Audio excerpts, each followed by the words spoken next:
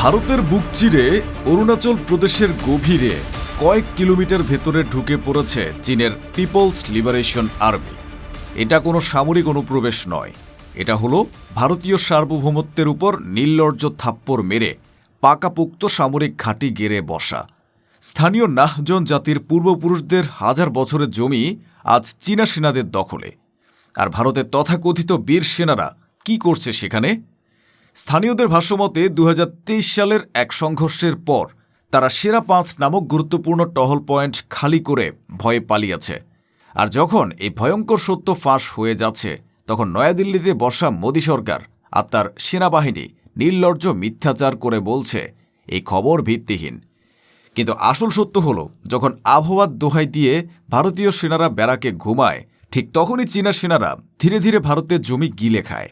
যে ভারতীয় সেনাবাহিনী নিজেদের বিশ্বের অন্যতম সেরা বলে দাবি করে, তারা কেন অরুণাচলের প্রতিকূল আবহাওয়ার অজুহাতে নিজেদের সীমান্ত অরক্ষিত রেখে চীনা সেনাদের হাতে তুলে দিচ্ছে? যে নরেন্দ্র মোদী সরকার সামান্য বিষয়েও জাতীয়তাবাদের ঝড় তোলে, তারা কেন দেশের ভেতরে কয়েক কিলোমিটার এলাকা চীনের দখলে চলে যাওয়ার পরেও মুখে কুলুপ এঁটে বসে আছে? এটা কি ভয় নাকি গোপন কোনো চুক্তি? আর সবচেয়ে ভয়ঙ্কর প্রশ্ন, চীনের এই নীরব আগ্রাসন কি শুধু অরুণাচলেই থেমে থাকবে, নাকি এটি ভারতের উত্তর পূর্বাঞ্চলকে মূল ভূখণ্ড থেকে বিচ্ছিন্ন করে দেওয়ার এক ভয়ঙ্কর পরিকল্পনার প্রথম ধাপ? এই ঘটনা শুরু কোনো প্রেস বিজ্ঞপ্তি বা রাজনৈতিক ভাষণ নয়। এর শুরু হয়েছে হিমালয়ের গভীরে অরুণাচল প্রদেশের আপার সুবনসিরি জেলার নাহ জনজাতির বুকফাটা আর্তনাদ থেকে। শত শত বছর ধরে যে পাহাড় তাদের ঘর, যে জঙ্গল তাদের খাদ্যের যোগান দিয়েছে, আজ সে মাটি তাদের জন্য নিষিদ্ধ। নাহ জাতির ওয়েলফেয়ার সোসাইটির সভাপতি কেরু চাঁদ যখন টাইমস অফ ইন্ডিয়ার প্রতিবেদকের সামনে কথা বলেন, তখন তার কণ্ঠে ছিল কেবল হতাশা আর অপমান। তিনি বলেন, ওই জমি আমাদের পূর্বপুরুষদের, বহু যুগ ধরে আমরা সেখানে শিকার করেছি, আমাদের পশুদের চড়িয়েছি এবং চাষাবাদের জন্য জীবন কাটিয়েছি, কিন্তু আজ সব শেষ। তিনি অভিযোগ করেন, প্রকৃত নিয়ন্ত্রণ রেখা বা LAC পেরিয়ে আপার সুবনসিরি জেলার অন্তত 5টি এলাকায় ভারতীয় ভূখণ্ডে অনুপ্রবেশ করে চীনা সেনারা স্থায়ী অবকাঠামো গড়েছে। কংক্রিটের বাংকার, পর্যবেক্ষণ টাওয়ার, এমনকি সেনাদের থাকার জন্য ব্যারাক সবই তৈরি হয়েছে ভারতের মাটিতে। যেখানে একদিন নাহ জনজাতির শিশুরা খেলত, আজ সেখানে চীনা সেনাদের বুটের শব্দ। যে জমিতে তাদের পূর্বপুরুষদের কবর দেওয়া হয়েছে, আজ সেখানে চীনের পতাকা উড়ছে। স্থানীয় গ্রামবাসীরা এখন সেই এলাকায় যেতে ভয় পায়, কারণ তারা জানে সেখানে গেলে চীনের সেনাদের হাতে হয়রানি বা মৃত্যুর ঝুঁকি আছে। পাহাড়ের এই কান্না নয়াদিল্লির শীতাতপ নিয়ন্ত্রিত কক্ষে পৌঁছায় না, কারণ দিল্লির শাসকেরা এই কান্না শোনার চেয়ে নিজেদের ভাবমূর্তি রক্ষা করতে বেশি ব্যস্ত। যখন একটি দেশের সীমান্ত অরক্ষিত হয়ে পড়ে, তখন তার সেনাবাহিনীর ভূমিকা নিয়ে প্রশ্ন ওঠা স্বাভাবিক।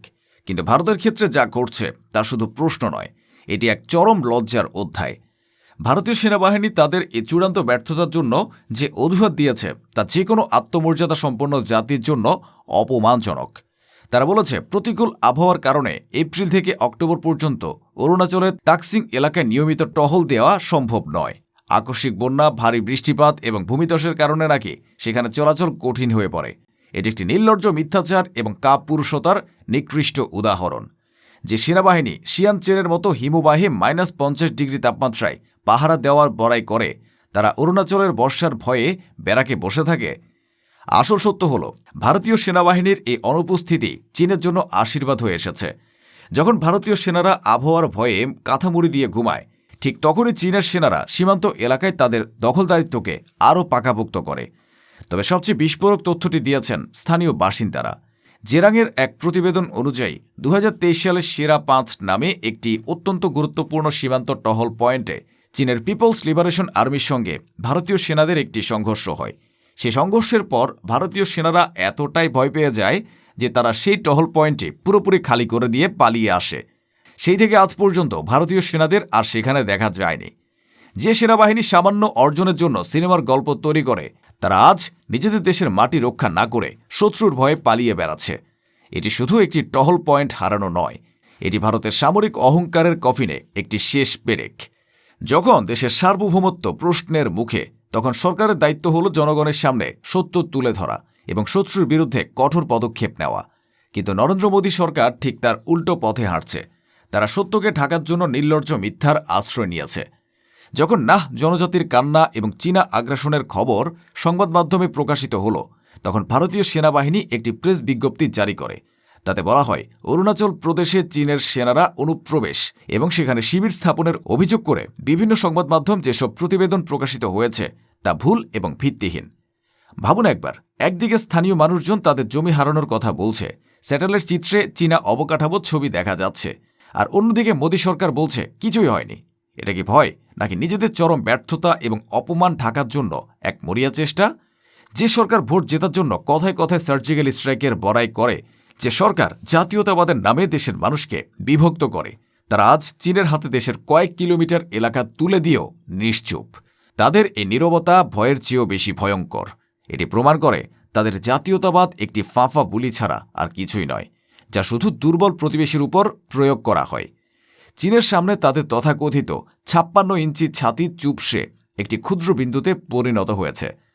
অন্যদিকে চীন এই পুরো পরিস্থিতিকে অত্যন্ত ধূর্ততার সাথে সামাল দিচ্ছে। তারা জানে ভারতের সাথে একটি পূর্ণমাত্রার যুদ্ধে না গিয়েও কিভাবে নিজেদের লক্ষ্য অর্জন করতে হয়। যখন এই সীমান্ত উত্তেজনা নিয়ে চীনের পররাষ্ট্র মন্ত্রণালয়ের মুখপাত্রকে প্রশ্ন করা হয়, তখন তিনি একটি অত্যন্ত চতুর উত্তর দেন। তিনি সরাসরি অভিযোগ অস্বীকার বা স্বীকার না করে বলেন, বর্তমানে চীন ভারত সীমান্ত পরিস্থিতি সাধারণভাবে স্থিতিশীল রয়েছে। এই একটি বাক্যই চীনের পুরো কৌশলকে স্পষ্ট করে দেয়। তাদের জন্য পরিস্থিতি অবশ্যই স্থিতিশীল, কারণ তারা কোনো বাধা ছাড়াই ধীরে ধীরে ভারতের জমি দখল করে চলেছে। যুদ্ধ ছাড়াই যদি বিজয় আসে, তাহলে পরিস্থিতি তো স্থিতিশীল থাকবেই। এটি চীনের বিখ্যাত সালামি স্লাইসিং কৌশলের এক নিখুঁত উদাহরণ। তারা একেবারে পুরোটা দখল করে না, তারা ধীরে ধীরে স্লাইস বা টুকরো টুকরোর মতো জমি দখল করে। প্রতিটি পদক্ষেপ এতটাই ছোট হয় যে তা একটি বড় যুদ্ধের কারণ হয়ে দাঁড়ায় না। কিন্তু বছরের পর বছর ধরে এই প্রক্রিয়া চলতে থাকলে একটি বিশাল ভূখণ্ড তাদের নিয়ন্ত্রণে চলে আসে। ভারত এই ফাঁদে পা দিয়েছে। তারা প্রতিটি ছোট আগ্রাসনকে উপেক্ষা করেছে, এই ভেবে যে এটি বড় কোনো সমস্যা নয়। কিন্তু তারা বুঝতে পারছে না যে প্রতিটি স্লাইসের সাথে তারা নিজেদের সার্বভৌমত্ব হারাচ্ছে। চীন এই মনস্তাত্ত্বিক খেলায় ভারতকে সম্পূর্ণরূপে পরাজিত করেছে। অরুণাচলের এ ঘটনা কোনো সাধারণ সীমান্ত বিরোধ ঘটনা নয়। এর একটি দেশের সার্বভৌমত্বের উপর নীরব আক্রমণ এবং সেই দেশের সরকারের কাপুরুষোচিত নীরবতার এক লজ্জাজনক দলিল। এটি প্রমাণ করে যে সরকার ভোট জেতার জন্য কথায় কথায় সার্জিক্যাল স্ট্রাইকের বড়াই করে, তারা আজ চীনের হাতে নিজেদের জমি তুলে দিয়েও চুপ। এটি ভারতের সুপার পাওয়ার হওয়ার রঙিন স্বপ্নের কফিনে শেষ পেরেক। যে দেশ নিজের মাটি রক্ষা করতে পারে না, যে দেশ সেনাবাহিনীর শত্রুর ভয়ে পালিয়ে যায়, আর যে দেশের সরকার জনগণের সাথে মিথ্যাচার করে, তাদের ভবিষ্যৎ অন্ধকার ছাড়া আর কিছুই হতে পারে না। ভারতীয় সেনাবাহিনীর এই কাপুরুষোচিত পলায়ন এবং মোদী সরকারের নির্লজ্জ মিথ্যাচার নিয়ে আপনারা কি ভাবছেন? দেশের মাটি রক্ষা করতে না পারলে এই সরকার ক্ষমতায় থাকার কি কোনো অধিকার আছে? কমেন্ট বক্সে আপনার মূল্যবান মতামত জানান। ধন্যবাদ।